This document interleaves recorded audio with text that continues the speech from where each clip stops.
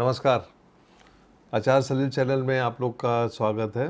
फिर एक लंबे अंतराल के बाद मेरे फॉलोअर्स के बहुत मेल और रिक्वेस्ट के बाद मैं वापस आया।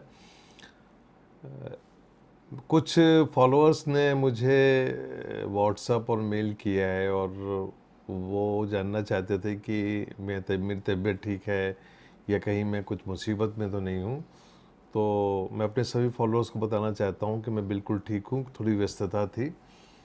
ज्योतिष एक हॉबी है और कुछ कार्य जीवन यापन के लिए काम करने पड़ते हैं और लेकिन मैं फिर भी अपने सभी फॉलोअर का शुक्रगुजार हूँ और उनको धन्यवाद देता हूँ जो मेरे लिए इतने कंसर्न रहते हैं और काफ़ी चिंता करते हैं।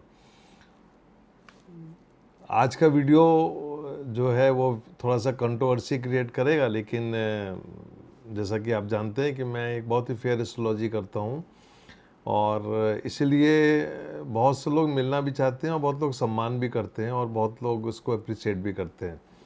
मैं अपने फॉलोअर्स को एक बात और बोलना चाहता हूँ कि जब यूट्यूब में कमेंट्स आते हैं उन कमेंट्स पे मैंने भी जाना बंद कर दिया है और आप लोग भी ज़्यादा मत सोचा करिए। जिसको जो कमेंट्स करना है करने दीजिए, क्योंकि ये जो कमेंट्स होते हैं वो प्लांटेड होते हैं।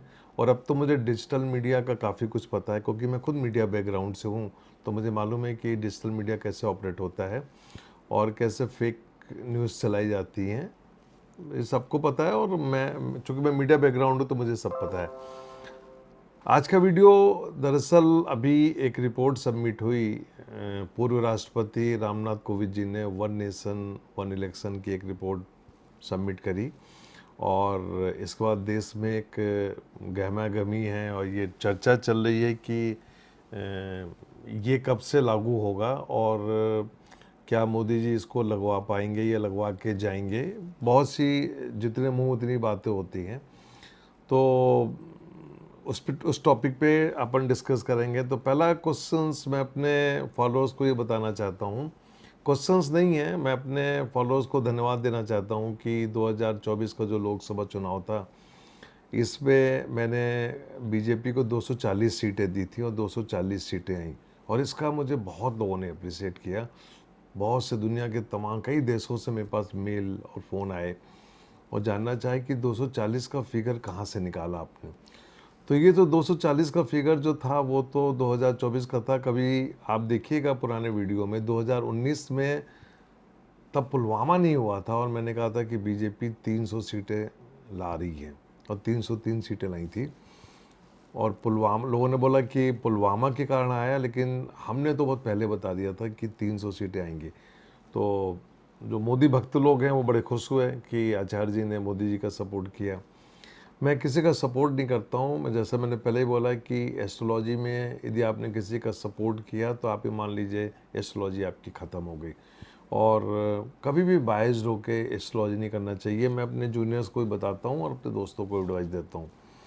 वन नेशन वन इलेक्शन बहुत अच्छा प्रस्ताव है और रिपोर्ट भी जाहिर है अच्छी गई होगी, क्योंकि देश में एक बार में इलेक्शन हो तो अच्छा रहता है। और हालांकि मैं एक बात और अपने फॉलोअर्स कहना चाहता हूँ कि हम लोग अमेरिका को फॉलो करते हैं, तो हमको एक मांग करना चाहिए, यूथ को एक मांग करना चाहिए कि प्राइम मिनिस्टर का टर्म जो है वो 2 टर्म से ज़्यादा नहीं होना चाहिए, चाहे किसी भी पार्टी का हो।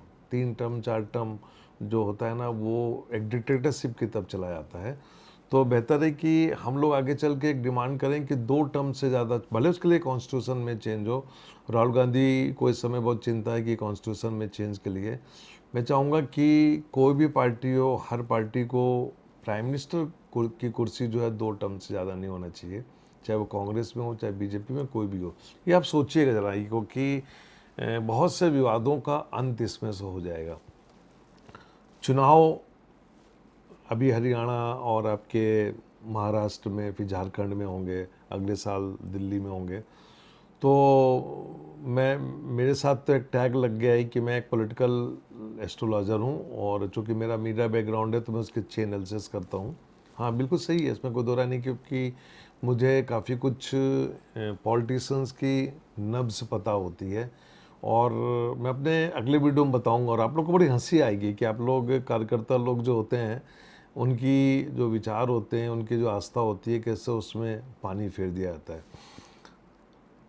मेरे फॉलोअर जानना चाहते हैं कि क्या मोदी जी 75वें साल में पद छोड़ देंगे, क्योंकि बीजेपी का एक कॉन्स्टिट्यूशन है पार्टी का, जैसा मुझे बताया गया है, जो मोदी जी ने बनाया था कि 75 साल के ऊपर कोई भी नहीं जाएगा। तो मैं अपने फॉलोअर को बताना चाहता हूँ कि बिल्कुल जहाँ तक मोदी जी का जो अपना एक कैरेक्टर रहा है, जो उनका वर्किंग स्टाइल रही है, वो 75वें साल पूरा होने के पहले प्रधानमंत्री पद छोड़ देंगे, और ये उनकी कुंडली में भी दिख रहा है। अब बीच में एक कंट्रोवर्सी आई कि जो डेट्स लेके एस्ट्रोलॉजर्स प्रिडिक्शन करते हैं, क्या वो डेट सही है।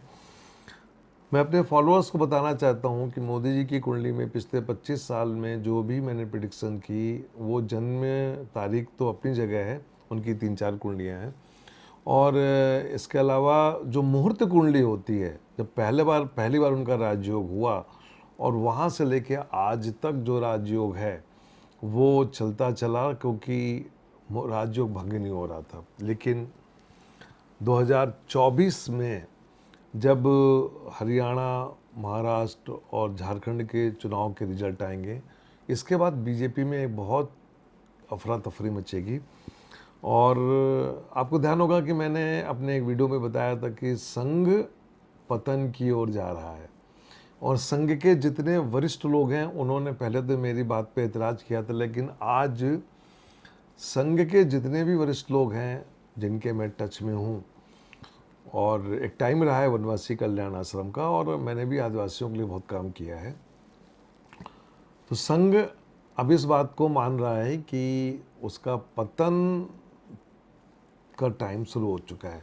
संघ के एक बड़े वरिष्ठ अधिकारी ने मुझको बताया कि मुद्दा ये हो गया है कि संघ ने जो पिछले 75 साल में जो एक लड़ाई लड़ी थी हिंदुत्व की, हिंदुत्व को बांटा नहीं था, लेकिन उनका ये कहना था कि अब शाखाओं में लोगों ने जाना बंद कर दिया है, और लोग उनसे पूछने लग गए हैं कि आपकी जो आइडियोलॉजी थी वो कहाँ गई। मतलब क्या हो गया है कि पिछले कुछ वर्षों से हिंदू से लड़ा के हिंदू को ही बांटा जा रहा है, जो संघ की आइडियोलॉजी के खिलाफ था। तो एक मुद्दा तो ये हो गया, और दूसरा मुद्दा ये हो गया कि संघ ने भी इस चीज़ को मान लिया कि हमारा टाइम अच्छा नहीं है, और उसने मेरी बात को स्वीकार किया। जाहिर है एस्ट्रोलॉजर हूँ, तो एस्ट्रोलॉजी पे जाके संघ की कुंडली को देखा, और संघ की कुंडली के देखने के बाद मैंने बीजेपी की कुंडली देखी। तो बीजेपी की कुंडली को देखने के बाद इसमें कोई दो राय नहीं कि माननीय मोदी जी 2024 में नवंबर के बाद उनके लिए बहुत ही कठिन दौर शुरू होगा, और जैसे ही शनि मीन राशि में पहुंचेगा 29 मार्च 2025, उसके पहले एक इतना प्रेशर बना दिया जाएगा। हालांकि संघ इस समय देखा जाए तो बीजेपी से बिल्कुल अलग थलग पड़ा हुआ है, लेकिन सरकार में मंत्री जो कुछ बैठे हुए हैं और बहुत से सांसद जो हैं, वो इस बात को लेके एक परिवर्तन की मांग करेंगे, और ये परिवर्तन आप मान के चलिए होके रहेगा। मतलब ये हुआ कि माननीय प्रधानमंत्री मोदी जी 75वें साल कंप्लीट होने के पहले, मैं समझता हूँ शनि मीन में जाने से पहले उनको एक नए रास्ते की तरफ ले जाएगा, जो कि एक आध्यात्म का रास्ता हो सकता है, कोई भी रास्ता हो सकता है, लेकिन वो एक हो सकता है कि भीष्म पितामह का रोल प्ले करें बीजेपी के लिए, सरकार के लिए।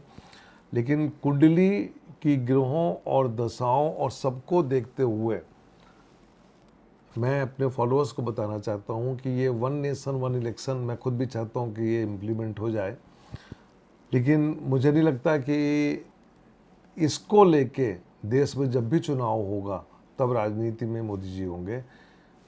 परिवर्तनशील समय होता है, और जीवन में जो आया है वो जाएगा। ऊपर जाने वाला नीचे आता है और नीचे जाने वाला ऊपर आता है। मोदी जी भी पहले एक सामान्य कार्यकर्ता थे, स्वयंसेवक थे, प्रधानमंत्री तक गए, बहुत अच्छे काम किए उन्होंने। लेकिन अब किसी का राजयोग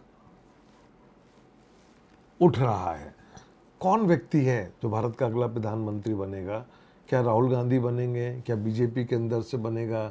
या एक मिली-जुली सरकार का कौन प्रधानमंत्री होगा, वो मैं आपको अगले वीडियो में बताऊंगा। लेकिन मैं आपको ये बताना चाहता हूँ कि मैं खुद भी चाहता हूँ वन नेशन वन इलेक्शन का बिल पास हो, इस देश में एक कानून बने और कुछ कार्यों के लिए मोदी जी को हमेशा याद किया जाएगा। हालांकि वो अभी भी प्रधानमंत्री हैं, लेकिन एस्ट्रोलॉजिकली अब मैं ये कहूँगा कि उनका समय धीरे धीरे ख़त्म हो रहा है, रिवर्स काउंटडाउन जिसको हम बोलते हैं। और वो अपने कुछ अच्छे काम के लिए याद किए जाएंगे। मैं समझता हूँ कि मैं उनके ऊपर एक दो वीडियो और दूंगा, क्योंकि मेरे फॉलोअर्स की रिक्वेस्ट आएगी, तो मैं उनके द्वारा किए गए कुछ अच्छे कामों को भी अपने फॉलोअर्स को बताऊंगा। और अभी मैं यही आप लोग को बताना चाहता हूं कि रिवर्स काउंटडाउन शुरू हो गया है। नमस्कार।